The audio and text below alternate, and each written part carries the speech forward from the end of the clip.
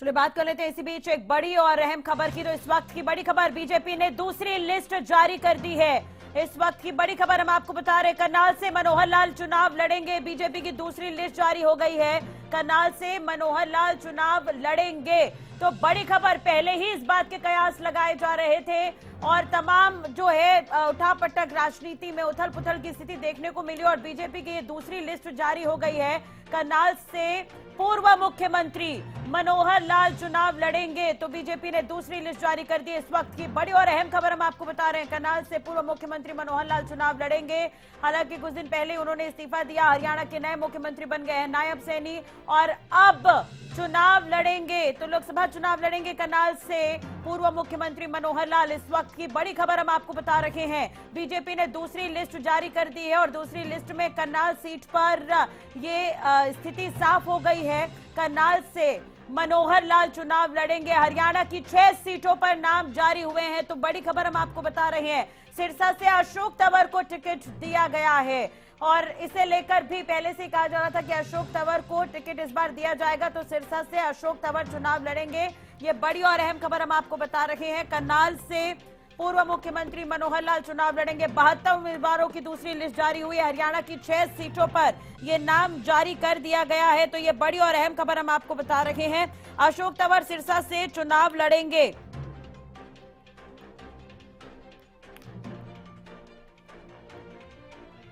तो सिरसा से अशोक तंवर चुनाव लड़ेंगे। 72 उम्मीदवारों की दूसरी लिस्ट बीजेपी ने जारी कर दी। हरियाणा की 6 सीटों पर स्थिति साफ हो गई है। इस वक्त की ये बड़ी और अहम खबर हम आपको बता रहे हैं।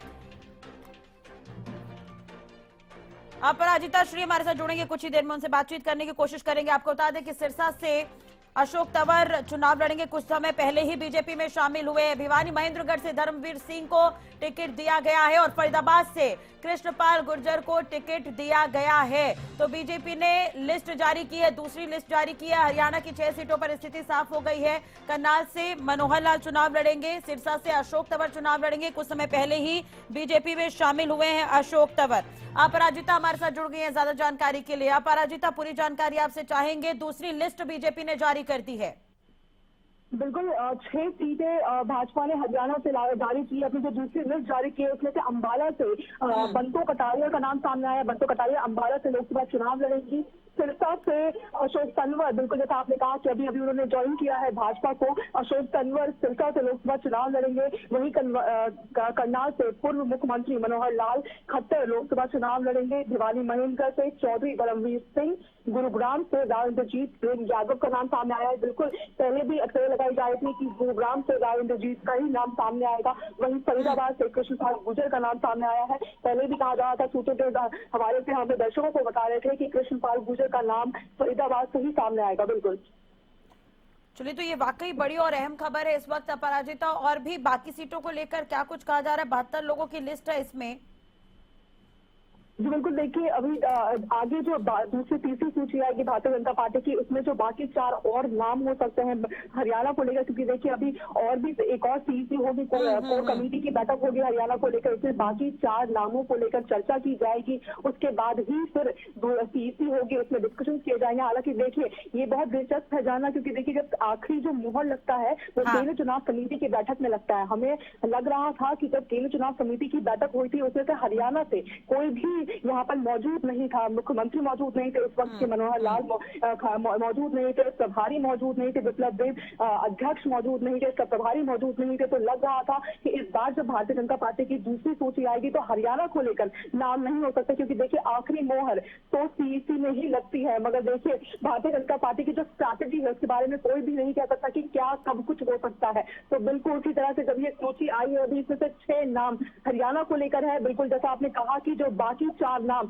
कब आएंगे, तो आगे जब तीसरी सूची आएगी भारतीय जनता पार्टी की, जब कोर कमेटी की बैठक होगी, सीसी होगी, तो बाकी और 4 नाम का हमें इंतजार करना पड़ेगा। जी बिल्कुल बिल्कुल। और अपराजिता, कहीं ना कहीं ये अहम नाम है। अगर हम अंबाला की ही बात करें तो बंतो कटारिया का नाम पहले से चल रहा था, लेकिन उनके साथ और भी कई नाम थे। कृष्ण बेदी का नाम भी था, सुदेश कटारिया का नाम भी था, अनिल धनतौड़ी भी इसमें थे। लेकिन क्या बंतो कटारिया को अब ये कहीं ना कहीं उम्मीदवार बनाया गया है? सांसद रतनलाल कटारिया की तरफ से एक सॉफ्ट कॉर्नर पहले भी अंबाला में रहा है, तो इसका फायदा क्या इन्हें मिलेगा? और भी कई नाम है, उन्हें लेकर क्या कुछ कहेंगी आप? जी बिल्कुल देखिए, पहले भी हम अपने दर्शकों को लगातार बताते आ रहे थे कि जो पैनल में नाम डाले गए थे, जब प्रदेश के स्तर पर जब बैठक हुई थी तो बिल्कुल नाम डाले गए थे। पैनल में 2 से 3 नाम डाले गए थे, डिस्कशन हुए थे, मगर सबसे आगे जब नाम था वो बंटो कटारिया का था। लगातार हम अपने दर्शकों को बता रहे थे कि सबसे ऊपर जो पैनल में नाम है वो बंटो कटारिया का था, कहीं ना कहीं कंफर्म था। मगर देखिए, जिस नाम की ज्यादा चर्चा होती है भारतीय जनता पार्टी में, वो नाम कहीं ना कहीं पीछे आता है, तो मोहर नहीं लगाई जा सकती थी उस वक्त। मगर कहीं ना कहीं बंटो कटारिया का नाम सबसे आगे था पैनल में, और वो बिल्कुल सिद्ध हो चुका है कि अम्बाला से बंटो कटारिया ही, और बिल्कुल जैसा आपने कहा कि इमोशनल फैक्टर भी है। और हाल ही हमने बीते दिनों देखा था कि उन्हें कई सारी जिम्मेदारियां भी दी गई थी हरियाणा में। तो बिल्कुल बहुत ही जो अम्बाला से बंटो कटारिया का नाम सामने आया है, कहीं ना कहीं इमोशनल फैक्टर भी है। जी चलिए, तो अशोक तंवर को लेकर पहले ही कयास लगाए जा रहे थे और वाकई अब ये टिकट को लेकर बंटवारा हो गया। कुछ समय पहले ही बीजेपी में शामिल हुए और सिरसा से इन उम्मीदवार बनाया गया, इसे लेकर क्या कुछ कहेंगी?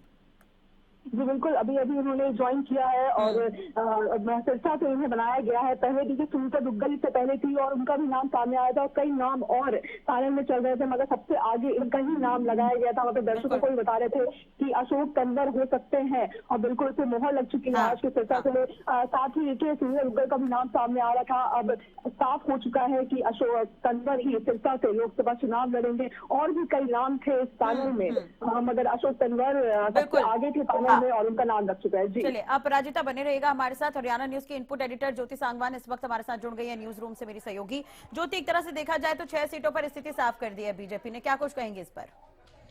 बिल्कुल देखिए, दूसरी लिस्ट आ गई है। इससे पहले हरियाणा न्यूज ने बताया था कि आज भारतीय जनता पार्टी लोकसभा उम्मीदवारों की दूसरी लिस्ट जारी करने वाली है। तो खबर पर मोहर लगी है 72 उम्मीदवारों के नाम, जिसमें कई राज्यों के नाम शामिल हैं। हालांकि हम हरियाणा के दर्शकों को ये बता दें कि हरियाणा की 10 में से 6 सीटों के लिए उम्मीदवारों के नाम का ऐलान हो गया है।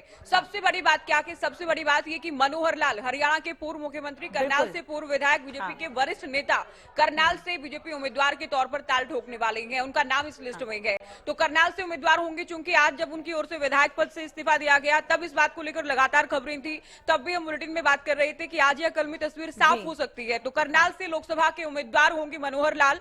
ये एक बड़ी जिम्मेदारी आप कह सकते हैं चुनावी लिहाज से, कि मैदान में वो होंगे। करनाल, जहां से संजय भाटिया, जो कि मनोहर लाल के करीबी माने जाते रहे हैं, वर्तमान में यानी मौजूदा सांसद हैं और काफी बड़ी जीत उन्होंने पिछली बार हासिल की थी। तो मनोहर लाल को लोकसभा उम्मीदवार के तौर पर भारतीय जनता पार्टी ने मैदान में उतारा है। और बहुत संभव है, जो कि बीजेपी दावा कर रही है कि हम 10 की 10 सीटें जीतेंगे। अगर जीतते हैं, जो कि बीजेपी को भरोसा है इस बात का, तो केंद्र में बड़ी जिम्मेदारी भी उनको मिल सकती है। क्योंकि अभी हमने देखा कि गुरुग्राम के दौरे के दौरान पीएम की ओर से जमकर उनकी तारीफ की गई थी। ये तो करनाल की बात है, जो कि एक बड़ी बात है।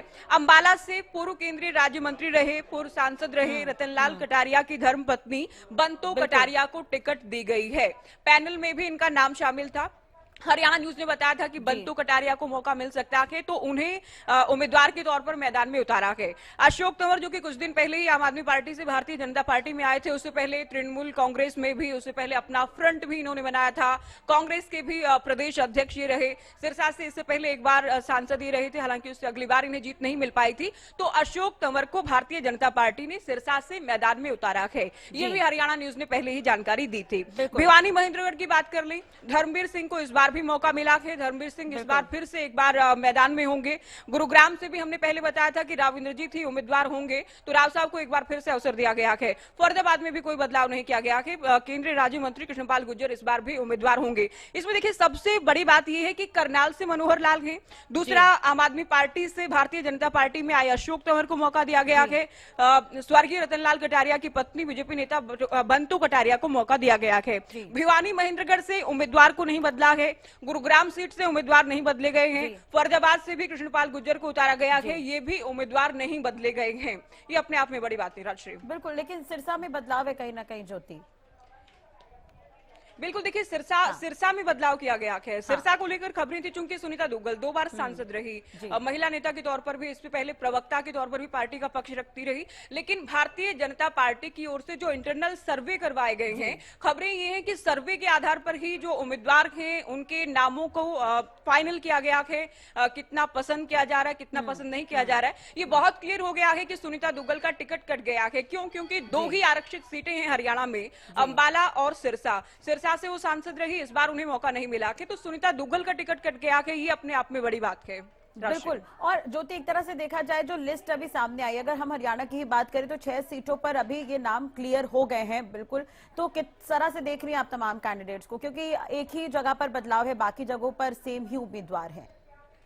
बिल्कुल देखिए, एक ही जगह पर तो हम इसलिए भी नहीं कह पाएंगे क्योंकि रतनलाल कटारिया दुनिया को अलविदा कह गए थे, तो उनकी बिल्कुल, पत्नी ठीक है। अंबाला से पिछली बार हाँ। रतनलाल कटारिया थे। हाँ। सिरसा से हम बात करें, सुनीता दुग्गल पिछली बार थी, इस बार अशोक तंवर को मौका दिया गया है। करनाल से संजय भाटिया पिछली बार थे, हाँ। इस बार मनोहर लाल गए। तो कुल मिलाकर तीन बड़ी बातें ये है कि 3 उम्मीदवार नए हैं। इसके अलावा गुरुग्राम से नहीं बदले गए हैं, फरीदाबाद से नहीं बदले गए हैं, साथ ही अभिवानी महेंद्रगढ़ से भी नहीं बदले गए हैं, जिनमें 2 केंद्रीय राज्य मंत्री हैं, राव इंद्रजीत सिंह और साथ ही कृष्णपाल गुर्जर की हम बात करें, धर्मवीर सिंह को एक बार फिर से मौका दिया गया है। तो बंतु कटारिया, अशोक तंवर, मनोहर लाल खट्टर, धर्मवीर सिंह, इंद्रजीत सिंह और कृष्णपाल गुर्जर, ये वो 6 नाम हैं जिनमें बीजेपी टारगेट 10 जो लेकर चल रही है कि हम इस बार भी क्लीन स्वीप करने वाले हैं, इस बार भी हम 10 की 10 सीटें जीतने वाले हैं। पिछली बार जो पहली बार हरियाणा की राजनीति के इतिहास में हुआ, बीजेपी ने 10 की 10 सीटें जीती, उसी प्रदर्शन को हम रिपीट करने वाले हैं। ये दावा मनोहर लाल की ओर से भी अब से 2 दिन पहले ही मुख्यमंत्री रहते हुए प्रधानमंत्री की मौजूदगी में किया गया था।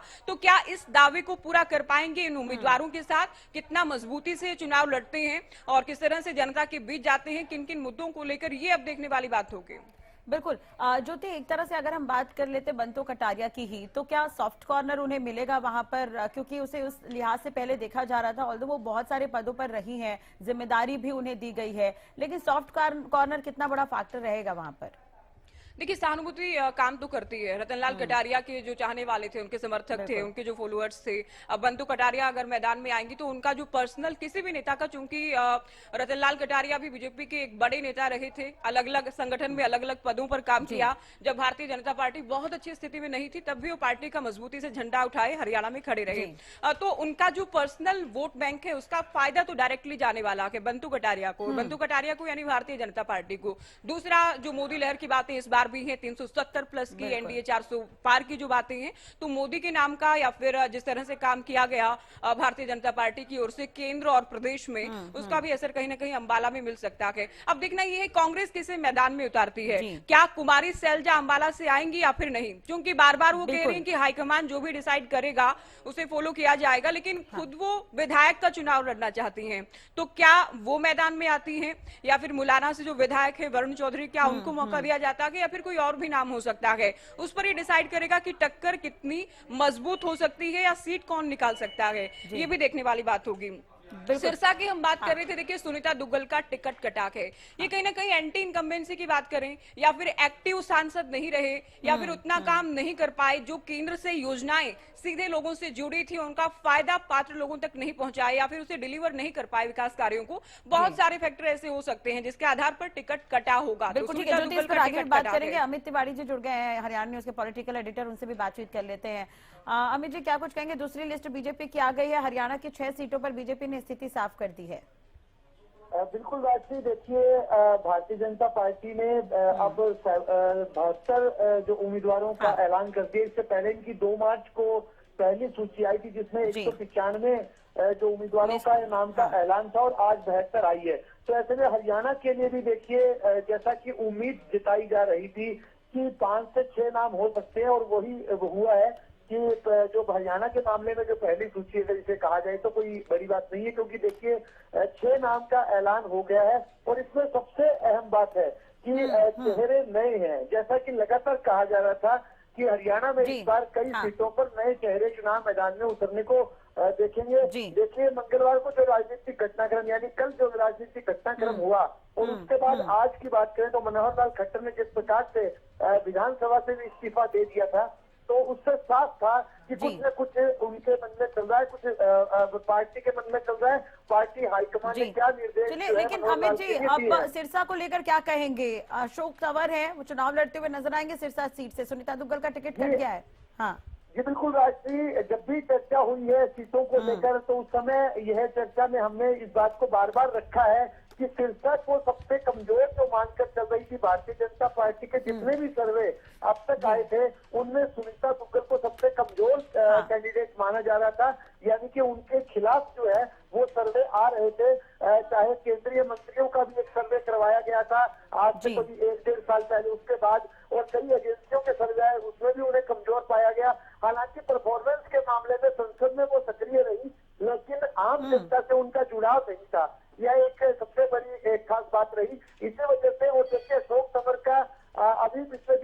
आए हैं भारतीय जनता पार्टी में, और इसी बीच जो देखिए उनको टिकट भी मिल गया है। और मनोहर लाल का भी आज मैं अभी भी कह रहा हूँ बार बार कि मनोहर लाल जो है वो हरियाणा की राजनीति में प्रासंगिक नहीं हुए हैं। वो उनकी अभी भी जो है वो उनके हिसाब से चीजें हो रही है, क्योंकि उन्हें भी पार्टी ने करनाल क्षेत्र से उतारा है। तो यह ऐसी संभावना, मैं कल जब चर्चा कर रहा था हरियाणा न्यूज पर, तो उस समय भी यह कहा गया था, यह बात रखी गई थी कि मनोहर लाल को शीर्ष पद पर ले जाया जाएगा केंद्र में, और वो आज देखिए साबित भी हो गई। करनाल से उन्हें उतारा गया है। और शिक्षा की बात करें, अशोक तंवर देखिए पहले जो कांग्रेस के प्रदेशाध्यक्ष थे, उस समय सबसे पहले 2014 में उन्हें 2 बार जो है वो यहाँ से पराजित भी हो चुके हैं सिरसा से। एक सबसे बड़ी बात यह है कि 2 बार वो यहाँ से हार का मुंह देख चुके हैं। एक बार इनेलो के चरणजीत सिंह चन्नी ने उन्हें हराया था, और दूसरी बार सुनीता दुग्गल ने ही उन्हें करारी मात पिछले बार 2019 में दी थी। और इस बार देखिए सुनीता दुग्गल का टिकट कट गया और अशोक तंवर को मिल गया। तो ऐसे में राजनीति देखिए किस प्रकार से रंग बदलती है, यह सिरसा के उम्मीदवारों के ऐलान के रूप में देखा जा सकता है। और हालांकि देखिए हरियाणा के मामले की बात करें तो राजनीति 3 चेहरे नए मिल रहे हैं, मनोहर लाल के रूप में करनाल को, और अंबाला से बंतो कटारिया। हालांकि देखिए रतन लाल कटारिया का लंबा अनुभव था, और वे हमेशा विपरीत परिस्थितियों में भी उन्होंने चुनाव लड़ा और पार्टी के साथ खड़े रहे थे। तो उनकी पत्नी के साथ सहानुभूति लहर रहेगी ऐसा माना जा रहा है, और उनका टिकट पुख्ता था ऐसी कही जा रही थी। और बंतो कटारिया का भी आ गया नाम। और अशोक तंवर के रूप में देखिए कांग्रेस के पुराने नेता रहे, और पार्टियां बदलते बदलते अब भारतीय जनता पार्टी में आए, और अब उन्हें भाग्य आजमाने का मौका भाजपा ने सिरसा से दे दिया है। तो 2 जो सुरक्षित सीटें हैं हरियाणा में है, अंबाला और सिरसा, दोनों पर ही उम्मीदवारों का ऐलान जो है वो कर दिया गया है। जी राजश्री, बिल्कुल। अमित जी बने रहेगा हमारे साथ, ज्योति लगातार जुड़ी हुई है। ज्योति देखिए मोदी फैक्टर का आप जिक्र कर रही थी, मोदी फैक्टर तो रहेगा ही, लेकिन जो अभी उम्मीदवार बनाए गए हैं उनके सामने क्या बड़ी चुनौती होगी, और क्या मान रही आप राव इंद्रजीत को लेकर को अगर हम देखें, वहीं दूसरी तरफ फरीदाबाद सीट की अगर हम बात करें कृष्णपाल गुर्जर की, तो कितने मतलब एक तरह से देखा जाए तो कितने स्ट्रॉन्ग कैंडिडेट हैं ये?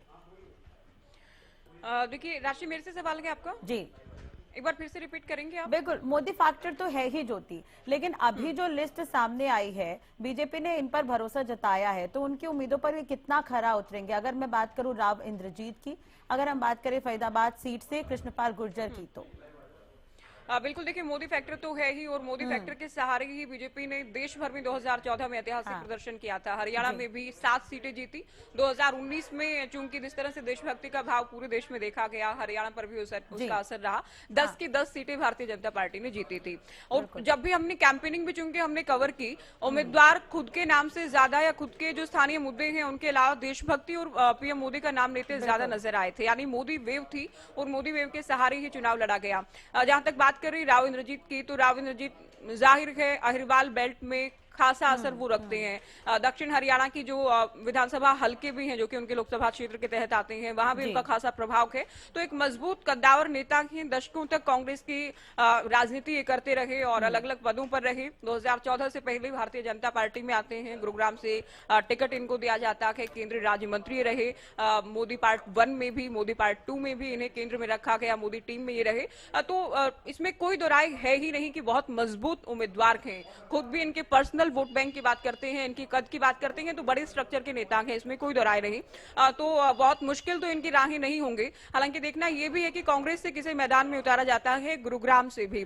इसके अलावा बात करें फरीदाबाद की, केंद्रीय राज्य मंत्री कृष्णपाल गुर्जर समुदाय से आते हैं, ओबीसी से आते हैं, और इन्हें भी पिछली बार भी मौका मिला। इस बार भी मोदी पार्ट 2 में भी केंद्र में राज्य मंत्री रहे। तो इनका भी आप कह सकते हैं कि टक्कर कांग्रेस के उम्मीदवार पर भी डिपेंड करती है। पिछली बार भी हालांकि इनका मार्जिन काफी अच्छा रहा था, पिछली बार भी इनकी जीत बड़ी रही थी। इस बार देखना यह है कि मोदी लहर तो इस बार भी है, जो कि भारतीय जनता पार्टी दावा करती है। 400 पार की बातें कर रही है एनडीए की, 370 प्लस बीजेपी की।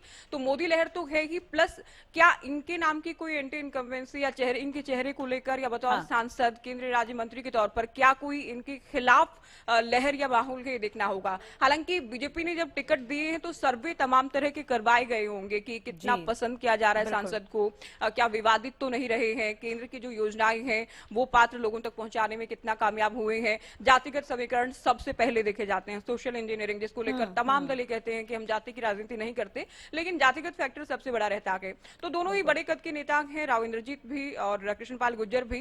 कांग्रेस किसे मैदान में लाते, चूंकि मुख्य मुकाबला कोई कुछ भी कहे कांग्रेस और बीजेपी का ही होने वाला है। कांग्रेस कितनी टक्कर दे पाती है, गुरुग्राम में भी देखना होगा, फरीदाबाद में भी देखना होगा, उम्मीदवार किसे उतारा जाएगा ये भी देखना होगा। तो बीजेपी ने 6 सीटों पर अपने उम्मीदवारों के नाम का ऐलान कर दिया है। इंतजार है कुरुक्षेत्र का नायब सैनी के बाद, चूंकि वो तो सीएम बन गए हैं। और अब देखना ये भी है कि बाय इलेक्शन वहां होगा, करनाल की जिम्मेदारी दे दी है मनोहर लाल ने उन्हें, क्या बाय इलेक्शन करवाए जाएंगे, जल्दी चुनाव होंगे, क्या होगा क्या नहीं, लेकिन कुरुक्षेत्र से किसे मैदान में लाया जाएगा अभी इस बात का इंतजार है। हिसार वो सीट जिसे लेकर 3-3 परिवारों की प्रतिष्ठा हमने पिछली बार देखी है, जिसमें आप देवीलाल परिवार के दुष्यंत की बात करें, भजनलाल परिवार से आप भव्य बिश्नोई की बात करें और ब्रिजेंद्र सिंह जो कि बीजेपी से उम्मीदवार थे, तो सबसे ज्यादा हॉट सीट पिछली बार रही। इस बार भी खूब इसे लेकर वार पलटवार देखा गया। ब्रिजेंद्र सिंह चूंकि मौजूदा सांसद कांग्रेस में चले गए हैं और गठबंधन की राहें पहले ही कल ही जुदा हो चुकी हैं, तो हिसार से क्या बिश्नोई को, कुलदीप बिश्नोई को या फिर किसी और को टिकट दिया जा सकता है, अभी इस बात को लेकर जाहिर है फाइनल किए जाने तक मंथन जारी रहेगा। तो हिसार को लेकर इंतजार है। रोहतक सोनीपत में भी जातिगत समीकरण साधने, चूंकि हुड्डा का गढ़ माना जाता है, पिछली बार जीती बीजेपी है, लेकिन टक्कर रोहतक में हमने देखी है कि दीपेंद्र हुड्डा ने बड़ी कड़ी टक्कर दी है, बहुत कम मार्जिन से हारे। सबसे कम जो अंतर का जो जीत कहें बीजेपी की वो हरियाणा में रही। तो रोहतक से लगभग फाइनल है, दीपेंद्र हुड्डा मैदान में होंगे। क्या उनके सामने अरविंद शर्मा होंगे या फिर बदला जाएगा जी। सोनीपत की हम बात करें, पिछली बार भूपेंद्र हुड्डा ने लड़ा था, हालांकि अंतर जीत का काफी रहा था। तो क्या वहां कांग्रेस किसे लाती है और बीजेपी किसे उतारेगी, ये दोनों सीटें वो रहेंगी जहां जातिगत समीकरण बहुत ज्यादा मायने रखने वाले हैं। तो कुरुक्षेत्र में नायब सैनी के बाद कौन, इसके अलावा रोहतक और सोनीपत में किसे मैदान में उतारा जाएगा, हिसार में किसे बीजेपी मैदान में उतारती है, ये चारों सीटें, इन पर भी नजर टिकी रहेगी। चलिए 6 सीटों पर स्थिति साफ है, लेकिन 4 सीट जिसका आप जिक्र कर रहे हैं, हिसार, रोहतक, सोनीपत, कुरुक्षेत्र में अभी ऐलान बाकी है। बहुत बहुत शुक्रिया ज्योति जुड़ने के लिए, बातचीत करने के लिए। अमित तिवारी जी लगातार हमारे साथ बने हुए। अमित जी, हम सिरसा सीट को लेकर ही बात कर रहे थे, सुनीता दुग्गल का टिकट कटा है, उनकी जगह पर अशोक तंवर पर भरोसा जताया गया, कितना खरा उतरेंगे, क्या लग रहा है आपको? ये निश्चित रूप से देखिए राजश्री, सबसे अहम बात है कि अशोक तंवर के लिए चुनौतियां तो सिरसा में रहने वाली हैं। अगर चुनौतियां नहीं होती तो 2 बार का जो एक उनका अनुभव है उनके साथ हार का, वो कैसे उसकी पूर्ति होगी, चाहे पार्टी बेशक बदल ली है लेकिन अशोक तंवर तो वही है ना। तो ऐसे में उनका कैसे बदलाव आया है, नई परिपाटी में, नए रीति नीति में भाजपा के साथ क्या वो ढल पाएंगे और कैसे उनके संबंध जो है वो तमाम यहाँ के नेताओं से किस प्रकार के बनेंगे, क्योंकि उन्होंने अब तक जो, जब से अगर बात कही जाए अशोक तंवर की, तो वो छात्र राजनीति की देन है। देखिए वो एमएसए में सक्रिय रहे, फिर युवक कांग्रेस के अध्यक्ष बने, उसके बाद उन्हें जो है हरियाणा से जब वे हरियाणा में आए चुनाव मैदान में उतरने के लिए, तो उन्हें राहुल गांधी का खास व्यक्ति, नजदीकी व्यक्ति बताकर चुनाव मैदान में उतारा गया था। उस समय उन्होंने चुनाव जीता 2009 में और वे सांसद बने सिरसा से। देखिए उनका उस समय पहली उनकी चुनावी राजनीति की शुरुआत सिरसा से थी, जिसके बाद उन्हें सम्मान भी मिली, लेकिन 2014 में और 2019 में वे पराजित हो गए। अब वो भाजपा में आए हैं तो चुनौतियां काफी है, क्योंकि यहाँ के जो लोकल जो लीडर्स हैं भारतीय जनता पार्टी के, उनके साथ सुनीता दुग्गल की भी ज्यादा नहीं बन पाई थी, वो संगठन के साथ भी और सरकार के साथ ज्यादा तालमेल नहीं रख पाई थी। और अब अशोक तंवर का क्या रहेगा, क्योंकि देखिए जो शुरुआत में मनोहर लाल ही उन्हें लाए थे ज्वाइन करवाकर, और साफ तौर पर मनोहर लाल ने यह कहा था कि यह मेरे भांजे हैं।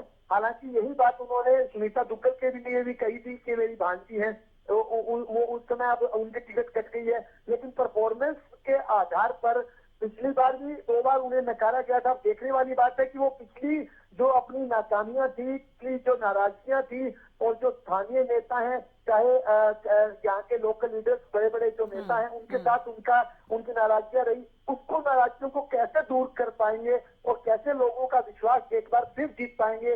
देखिए राष्ट्रीय सबसे अहम बात है कि सिरसा लोकसभा क्षेत्र में 9 विधानसभा क्षेत्र जो आते हैं, उनमें भारतीय जनता पार्टी के इस समय अगर बात करें स्थिति की, तो देखिए रतिया से और फतेहाबाद से भारतीय जनता पार्टी के जो विधायक बने हुए हैं, और सिरसा में विधायक हैं गोपाल कांडा, वे भाजपा सरकार को समर्थन दिए हुए हैं। इधर से रानिया में रणजीत सिंह चौटाला है, जो भी सरकार में शामिल है।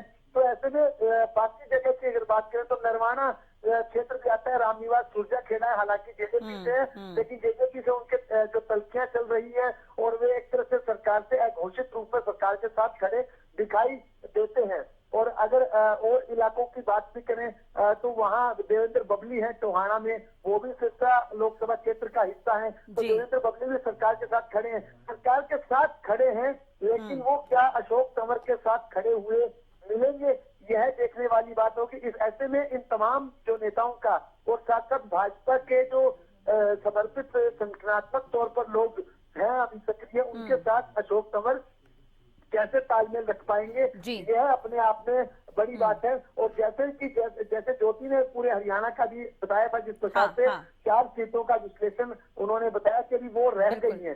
तो देखिए अभी कांग्रेस का उम्मीदवार का चेहरा यहाँ पर कौन होता है, वो सबसे अहम रहने वाला है राष्ट्रीय शिक्षा के मामले में भी, क्योंकि कुमारी शैलजा यहाँ से भी चुनाव जीतती रही है और अम्बाला से भी जीतती है। तो लगातार चर्चा है, कुमारी आती है यहाँ, तो मुकाबला यहाँ दिलचस्पी भरा देखने को मिलेगा। इनेलो यहाँ पर किस प्रकार का अपना उम्मीदवार खड़ा करती है, क्योंकि इनेलो का और कांग्रेस का देखिए, मैं एक बार फिर आपको वापस इतिहास में ले जाना चाहता हूँ राजश्री, कि भारतीय जनता पार्टी का अगर चुनाव अब तक जितने भी चुनाव सिरसा को लेकर हुए हैं, उनमें करीब 7 चुनावों में कांग्रेस की जीत हुई है, और इतने ही चुनावों पर इनेलो के जो समर्थित या फिर इनेलो की उम्मीद टिकट पर चुनाव जो लड़े चुनाव मैदान में उतरे थे, वे जीते थे। भाजपा को एक ही बार कमल खिलाने का मौका मिला है, वो भी 2019 में। तो ऐसे में चुनौतियां भारतीय जनता पार्टी के लिए भी है, अशोक तंवर के लिए भी है, और साथ साथ अगर कांग्रेस का कोई कद्दावर चेहरा यानी कुमारी शैलजा जैसा चेहरा आता है, तो यहाँ मुकाबला दिलचस्पी ठीक है। अमित जी बने रहिएगा हमारे साथ, मोदी फैक्टर को लेकर भी बात करेंगे। और रवि कालीरमन हरियाणा न्यूज के विशेष संवाददाता हमारे साथ जुड़ गए हैं। रवि, मैं आपके पास आना चाहूंगी, कई सीटों पर हम पहले भी चर्चा कर रहे हैं, बातचीत कर रहे हैं, 6 सीटों पर हरियाणा में स्थिति साफ हो गई है। इससे पहले 195 लोगों की लिस्ट और अभी 72 लिस्ट, यानी कि 267 सीटों पर स्थिति साफ है बीजेपी की तरफ से ओवरऑल अगर हम बात करें तो। चलिए हरियाणा की बात करते हैं। करनाल सीट की अगर हम बात करें तो पूर्व मुख्यमंत्री मनोहर लाल यहाँ से चुनाव लड़ रहे हैं, क्या कुछ कहेंगे इसे लेकर? बिल्कुल, देखिए राजश्री, जिस प्रकार से मुख्यमंत्री की तरफ से आज ऐलान कर दिया गया था, घोषणा की गई थी सदन के अंदर कि वो इस्तीफा जो है करनाल विधानसभा सीट से दे रहे हैं, तो ऐसे में कहीं ना कहीं तभी तमाम चीजें कंफर्म हो गई थी कि मुख्यमंत्री मनोहर लाल अब करनाल से कहीं ना कहीं लोकसभा चुनाव लड़ने वाले हैं, और पार्टी की तरफ से भी उनको जिम्मेदारी दी गई है, और मुख्यमंत्री के तौर पर करनाल विधानसभा से वो चुनकर आए थे। तो ऐसे में कहीं ना कहीं एक बड़ा एडवांटेज उनको इस सीट से मिलने वाला है। और जिस प्रकार से तमाम दिग्गजों को कहीं ना कहीं लोकसभा मैदान में भारतीय जनता पार्टी की तरफ से उतारा जा रहा है, तो कहीं ना कहीं जिस प्रकार से लगातार ये कहा जा रहा था कि 10 की 10 सीटें भारतीय जनता पार्टी जीतेगी, तो उस एक्सरसाइज जिसको हम कह सकते हैं वो शुरू हो चुकी है। क्योंकि देखिए 6 सीटें हरियाणा के लिहाज से आज उनका ऐलान किया गया है, जिनमें 3 सिटिंग एमपी, जो कहीं ना कहीं आकलन किया गया है, जो सर्वे भारतीय जनता पार्टी की तरफ से इंटरनल सर्वे कराया गया है, उनमें ये तमाम जो कैंडिडेट्स हैं वो बिल्कुल फिट बैठते हैं। और नए कैंडिडेट्स जिस प्रकार से आए हैं, तो कहीं ना कहीं उनके बारे में भी कहीं ना कहीं जिस प्रकार से जो हैवीवेट कैंडिडेट जिसको कह सकते हैं वो उतारने का प्रयास भारतीय जनता पार्टी की तरफ से किया गया है। रतनलाल कटारिया, उनकी धर्मपत्नी है बंतो कटारिया, उनको अंबाला से कहीं ना कहीं उम्मीदवार जो है वो बनाया गया है।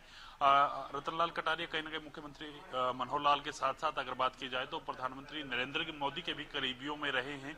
जब भी किससे कोई बात होती थी, पुरानी बातों को लेकर चर्चा करते थे रतनलाल कटारिया से, तो वो प्रधानमंत्री नरेंद्र मोदी की जो बातें थे वो बताते रहते थे कि किस प्रकार से प्रधानमंत्री नरेंद्र मोदी के साथ उनकी बातचीत जो है वो होती रहती थी, किस प्रकार से वो तमाम मुद्दों को लेकर उनसे बातचीत करते थे। जब भी कोई मीटिंग होती थी प्रधानमंत्री नरेंद्र मोदी रतनलाल कटारिया का अक्सर जिक्र करते थे। इस प्रकार से जो अच्छे संबंध जो रतनलाल कटारिया के प्रधानमंत्री नरेंद्र मोदी के साथ भी थे, तो ऐसे में कहने उनकी धर्मपत्नी उनको कैंडिडेट के रूप में यहाँ से मौका जो है वो मिला है। इसके अलावा अगर बात की जाए तो सिरसा से अशोक तंवर जो पहले भी सिरसा से कहीं ना कहीं सांसद रह चुके हैं और जी। अब की बात की जाए तो अब भी उनको मौका जो है वो दिया गया है। सुनीता दुग्गल का जो है नाम काटा गया है। जी। अब कहीं ना कहीं देखना होगा किस प्रकार से ये तमाम जो चीजें हैं वो चल रही हैं। जी, जी। देखिए बिल्कुल अशोक तंवर जो है उनको टिकट मिली है सिरसा से, वो यहाँ पहुंचे हैं, बातचीत करेंगे उनसे किस प्रकार से। सर, आपको सिरसा से उम्मीदवार बनाया गया है, कैसे देखते हैं सर? जिंदाबाद जिंदाबाद भारतीय जनता पार्टी जिंदाबाद जिंदाबाद जिंदाबाद भारतीय जनता पार्टी जिंदाबाद जिंदाबाद जिंदाबाद जय श्री राम जय श्री राम। आपको उम्मीदवार बनाया गया है सिरसा से, कैसे देखते हैं सर पूरे इस? मेरी रिक्वेस्ट है, एक तो सारे एक साथ कर लो तो थोड़ा ठीक सर रहेगा। लाइव चल रहा है सर। नहीं, मैं आभार प्रकट करता हूं पूरे भारतीय जनता पार्टी के नेतृत्व का, आदरणीय नरेंद्र मोदी जी का, जिनका सपना है भारत को विकसित देखना, भारत को हर क्षेत्र में दुनिया के शीर्ष स्थान पर देखना। उसी सपने को लेकर के हम सारे साथी और पूरा देश 140 करोड़ लोग आज उनकी भावनाओं के अनुरूप काम करने के लिए तैयार हैं। आज मौका जो उन्होंने दिया है पार्टी अध्यक्ष में नड्डा साहब का, अमित शाह जी का, मनोहर लाल जी का, नायब सैनी जी का और जो भी शीर्ष नेतृत्व विप्लव देव जी का, जो भी प्रभारी है, और खासतौर पे उन जमीनी कार्यकर्ताओं का जिनसे पूछ करके पार्टी ने फैसला किया है और सबका साथ लेकर के आने वाले समय में हमारा लक्ष्य होगा हरियाणा की 10 की 10 सीटें हम जिता करके आदरणीय मोदी जी को ये तोहफा दें, ताकि और तेजी के साथ वो भविष्य में काम कर सके। जो उन्होंने बड़े सपने इस देश के लिए देखे हैं वो जल्दी से जल्दी पूरे हो सके। सिरसा के हिसाब से कौन से ऐसे मुद्दे रहेंगे जो आप कहीं ना कहीं इस चुनाव में लेकर जनता के बीच जाने वाले? वो सारे बताएंगे जब समय आएगा। सिरसा हमारी टिप्स पे है, एक एक गांव एक एक मुद्दा, और सिरसा के लोगों की जो भावनाएं हैं उनके अनुरूप भारतीय जनता पार्टी भी और मैं भी काम करूंगा। बातचीत करने के लिए बिल्कुल देखिए जिस प्रकार से राजश्री देखिए तमाम आभार व्यक्त करते हैं यहाँ अशोक तंवर नजर आए, केंद्रीय नेतृत्व का, शीर्ष नेतृत्व का। इसके साथ साथ तमाम जो मुद्दे हैं उनको लेकर के कहीं ना कहीं जनता के बीच जाने की बात यहाँ अशोक तंवर करते हुए नजर आए हैं। जी बिल्कुल। चलिए, अभी आपने अशोक तंवर से बातचीत भी की है। अगर हम बाकी सीटों की भी हम बात करें तो बहुत सारी सीटें जिसका आप जिक्र पहले भी कर रहे थे। अगर हम बात करते हैं फरीदाबाद की, ज्योति भी हमारे साथ जुड़ी हुई थी, उनसे भी हमने रवि बातचीत करने की कोशिश की थी। तो फरीदाबाद का इतिहास कैसा रहा है कि 2 बार बीजेपी रही, उससे पहले 2 बार कांग्रेस भी वहां पर रही है, तो कितना बड़ा चैलेंज रहेगा इस बार कृष्णपाल गुर्जर के लिए? बिल्कुल देखिए राजश्री, जिस प्रकार से फरीदाबाद का आपने जिक्र किया, फरीदाबाद सीट की अगर बात की जाए तो कृष्णपाल गुर्जर यहाँ से 2 बार से सांसद है और कहीं ना कहीं मंत्री वो रहे हैं। और ऐसे में कहीं ना कहीं किस प्रकार से ये पूरा आने वाला 2024 उनके लिए रहने वाला है, तो क्योंकि इस सीट की अगर बात की जाए तो इस सीट पर शहरी वोटर जो काफी अधिक है और शहरी वोटर तमाम जो वोटर है वो बीजेपी की तरफ झुकाव ज्यादा रखता है। तो ऐसे में कहीं ना कहीं एक एडवांटेज इनके लिए ये भी रहने वाला कि शहरी वोट ज्यादा है, और दूसरा एडवांटेज ये भी रहने वाला है कि ये मंत्री पद पर बने हुए हैं और कहीं ना कहीं अपने तमाम वर्कर्स को साथ जोड़ने में कामयाब रहे हैं। तो एडवांटेज उनको लिए फरीदाबाद सीट से ये भी रहने वाला है। और कृष्णपाल गुर्जर बड़ा नाम है और कहीं ना कहीं उसका फायदा भी ये लेते हुए नजर आने वाले हैं। दूसरी चीज कहीं ना कहीं आप तमाम सीटों की बात कर रहे थे, हम इससे पहले अंबाला सीट की अगर बात की, सिरसा सीट की बात जो है अशोक तंवर खुद आए हैं, किस प्रकार से उनको टिकट मिली है, आभार व्यक्त किया है। इसके अलावा करनाल सीट के मुख्यमंत्री मनोहर लाल का हमने जिक्र किया है, एडवांटेज उनको रहने वाला है क्योंकि वो उसी कॉन्स्टिट्यूएंसी से विधायक थे और मुख्यमंत्री बने थे, तो कहीं ना कहीं एडवांटेज उनको भी इस सीट से रहने वाला है। रवि बने रहेगा हमारे साथ, अमित तिवारी जी दोबारा जुड़ गए। हाँ बिल्कुल बिल्कुल, भिवानी को लेकर आगे आप बात करेंगे। अमित तिवारी जी दोबारा हमारे साथ लाइव जुड़ गए हैं। अमित जी, मैं आपके पास आना चाहूंगी। रवि भी हमारे साथ जुड़े हुए, अभी भिवानी का ही जिक्र कर रहे थे, उस पर ही मेरा सवाल कि भिवानी में जाट और यादवों का काफी प्रभाव माना जाता है, तो यहाँ से प्रत्याशी बनाया गया है धर्मवीर जी को, तो किस तरह से देख रहे हैं आप इसे? देखिए राष्ट्रीय सबसे अहम है कि धर्मवीर को एक बार फिर धर्मवीर पर भाजपा के शीर्ष नेतृत्व ने विश्वास जताया है। तो देखिए यह सीट जो है शुरू से ही पहले बंसीलाल परिवार के प्रभाव में रही थी। बीच में कभी इनेलो से भी अगर बात करें तो अजय सिंह चौटाला भी चुनाव जीते थे और एक बार कुलदीप बिश्नोई को भी भाग्य आजमाने का मौका इस सीट पर मिला। और अब देखिए जैसे कि अब धर्मवीर यहाँ से पहले से भी वे सांसद है और एक बार फिर उन्हें मौका मिला है, तो निश्चित रूप से उनके जो ऐसे लग रहा था कि इस बार धर्मवीर को है उनकी उनकी सीट बदलकर किसी और को दी जाएगी, कोई नया चेहरा उतरेगा। संभावनाएं कई थी, कयास कई थे, लेकिन एक बार फिर विश्वास जताया गया धर्मवीर पर। तो मजबूत चेहरा है, ऐसी बात नहीं है कि कोई मजबूती में कमी है, कोई परफॉर्मेंस में कमी है। वे हर जगह हर स्थिति में वहां लोगों के, मतदाताओं के बीच मौजूद मिलते हैं, तो उसमें कोई कमी नहीं है, इसीलिए उन पे विश्वास जताया। देखिए, मैंने जैसे पहले कहा कि भारतीय जनता पार्टी का शीर्ष नेतृत्व कई दौर के सर्वे करवाता है और एक तरह से सीआईडी की सीआईडी भी करवाता है। जो सर्वे हो चुके उनकी फिर समीक्षा करवाता है। तो ऐसे में धर्मवीर को अगर टिकट दिया गया है, फिर से विश्वास जताया गया है, तो निश्चित रूप से उनकी परफॉर्मेंस और इलाके में लोगों में उनकी मौजूदगी, उन तमाम चीजों को, उन तमाम पहलुओं को देखते हुए और साथ साथ जाट मतदाताओं में उनकी पकड़ को देखते हुए, देखिए धर्मवीर कद्दावर नेता हैं। बंसीलाल सरीखे नेता को भी उन्होंने एक बार पराजित कर दिया था। तो ऐसे में उनकी जो कद का, राजनीतिक कद का और राजनीतिक अनुभव का जो अंदाजा लगाना कोई मतलब आप ये सोचिए, कमतर उन्हें कभी आंका नहीं जा सकता। उनका एक बड़ा कद है राजनीति में। जी बिल्कुल। चलिए, अम्बाला की भी अगर हम बात करें अमित जी, एक तरह से देखा जाए तो सबसे पुरानी लोकसभा सीट है, यहाँ पर भी काफी वर्चस्व रहता है, तो किस तरह से देख रहे हैं बंतो कटारिया को इस बार आप प्रत्याशी के तौर पर? जी राशि, अगर देखिए सीधे रूप में, जैसे कि लगातार हरियाणा न्यूज पर मतदाताओं जो उम्मीदवारों को लेकर चर्चा चल रही थी, उस समय भी ये बातें आई थी। बंतो कटारिया का नंबर पहला था सबसे। उनको लगातार चर्चा थी कि जब रतनलाल कटारिया का निधन हुआ था तब से ही चर्चा थी कि क्या बाई इलेक्शन करवाया जाएगा, अगर बाई इलेक्शन होता है तो क्या उनकी पत्नी उम्मीदवार होगी। उसके बाद वो इलेक्शन नहीं हुआ और अब एक साथ हो रहे हैं देखिए लोकसभा के चुनाव, और उसमें बंतो कटारिया पर ज्यादा विश्वास जो है केंद्रीय हाईकमान ने जताया है। और एक तरह से जब रतनलाल कटारिया लगातार अस्वस्थ चल रहे थे, उस समय बंतो कटारिया उनके साथ खड़ी मिलती थी हर स्थिति में। तो ऐसे में उन्हें एक मजबूत उम्मीदवार के रूप में देखा जा रहा है। साथ साथ देखिए, रतनलाल कटारिया एक साधारण आदमी की तरह, चाहे बेशक भले ही वे केंद्र में राज्य मंत्री भी रहे और देखिए लगातार एमपी बनते रहे, लेकिन एक साधारण व्यक्ति की तरह, वे आम नागरिक की तरह लोगों के बीच रहते थे। उनमें उनका यह हुनर था, इसी वजह से उनकी अंबाला क्षेत्र में बड़ी पकड़ थी, गजब की पकड़ थी। और इसी का फायदा, उनके कार्यों का फायदा, और साथ साथ देखिए बंतो कटारिया के साथ रतनलाल कटारिया की जो सहानुभूति है वो भी निश्चित रूप से जुड़ेगी। और अंबाला क्षेत्र में भारतीय जनता पार्टी को बंतो कटारिया के रूप में एक मजबूत उम्मीदवार, जो रतनलाल कटारिया के निधन से जो कमी आई थी उसको पूर्ति करने में मदद मिलेगी, ऐसा लगता है। जी राश्री, बिल्कुल। अमित जी बने रहेगा हमारे साथ, आगे भी आपसे बातचीत करेंगे। अपराजिता लगातार हमारे साथ दिल्ली से लाइव जुड़ी हुई हैं। अपराजिता, मैं आपके पास आना चाहूंगी। एक तरह से देखा जाए तो इससे पहले 195 उम्मीदवारों की लिस्ट थी, पहली लिस्ट थी बीजेपी की, आज दूसरी लिस्ट आई है 72 उम्मीदवारों की, 267 सीटों पर ओवरऑल स्थिति साफ हो गई। किस तरह के रिएक्शन मिल रहे हैं इसके बाद?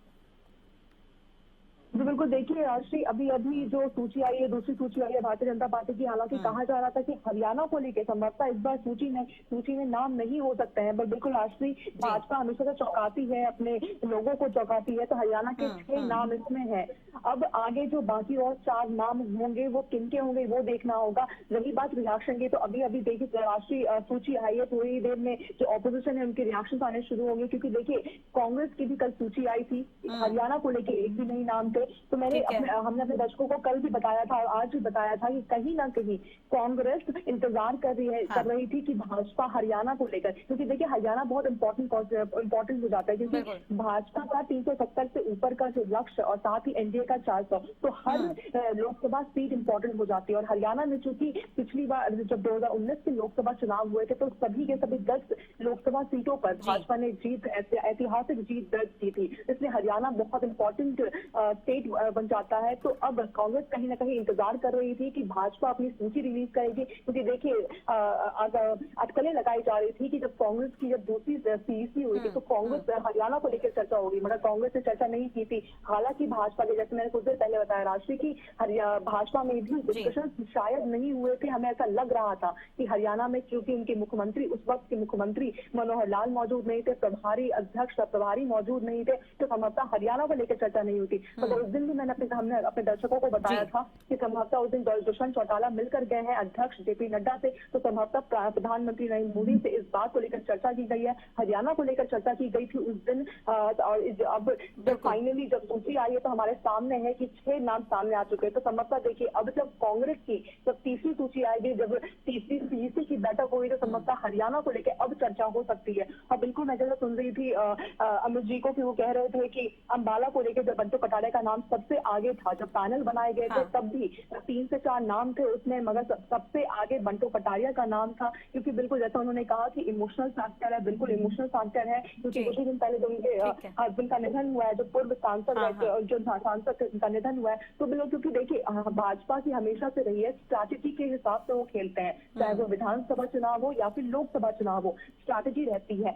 दर कदर जो सर्वे कराया गया है तो क्या कुछ सभी फैक्टर्स को लेते हुए राष्ट्रीय भाजपा अपने कैंडिडेट को उतार रही है और हरियाणा बहुत इंपॉर्टेंट हो जाता है, इसीलिए भी किसी 6 सीटों पर अब आ गए नाम, बिल्कुल ठीक है, बाकी पर भी नजर बनी रहेगी, बनाए रखेगा नजर अपराजिता, अपडेट आपसे लेते रहेंगे। रवि हमारे साथ लगातार बने हुए, अमित जी भी हमारे साथ लगातार बने हुए। अमित जी, एक तरह से चलिए करनाल सीट की अगर हम बात करते हैं तो करनाल सीट पहले कांग्रेस का गढ़ रही है, लेकिन पिछले 2 चुनाव में वहां पर बीजेपी जीती है। इससे पहले की अगर हम बात करें तो कुलदीप शर्मा को संजय भाटिया ने भारी मतों से हराया था, लेकिन उन्हें इस बार मौका नहीं दिया। क्या लग रहा है, उनके लिए कुछ स्पेशल और जगह रखी गई है, क्योंकि इससे पहले भी उनके नाम कई पदों के लिए चल रहे थे? देखिए राष्ट्रीय, सबसे एक खास बात मैं आपको बताना यहाँ चाहता हूं कि अगर चौधरी भजनलाल हरियाणा के पूर्व मुख्यमंत्री रहे, अगर उन्हें कहीं से हार का सामना करना पड़ा तो वो करनाल की सीट थी। उस समय वे कांग्रेस की टिकट पर चुनाव मैदान में उतरे थे और जो आईडी स्वामी थे भारतीय जनता पार्टी के उम्मीदवार, उन्होंने पराजित करने का काम भजनलाल को किया। तो ऐसे में चौधरी भजनलाल को हार का सामना करनाल में करना पड़ा। तो यानी कि भारतीय जनता पार्टी का वहां वजूद और अस्तित्व मजबूत करनाल सीट पर, करनाल क्षेत्र में, लोकसभा क्षेत्र में पहले से ही था। और आईडी स्वामी उस समय गृह राज्य मंत्री का पद भी उन्होंने केंद्र में संभाला था। और देखिए उसके बाद हालांकि ज्यादातर मामलों में अगर देखा जाए तो वहां से जो उम्मीदवार जीते हैं, कांग्रेस के भी जीतते रहे हैं, ऐसी बात नहीं है। और लेकिन अब जो है वहां पूरी तरह से जो, अगर जीटी रोड बेल्ट की बात मैं करूं, पानीपत और करनाल क्षेत्र की बात करूं, तो वहां पूरी तरह से तस्वीर बदल चुकी है। देखिए पिछले चुनाव की अगर 2019 की बात करें, सर्वाधिक वोटों के अंतर से संजय भाटिया जीते थे। उनकी जीत जो देश की बड़ी जीतों में से एक जीत थी, तो सर्वाधिक मतों से जीते थे। तो ऐसे में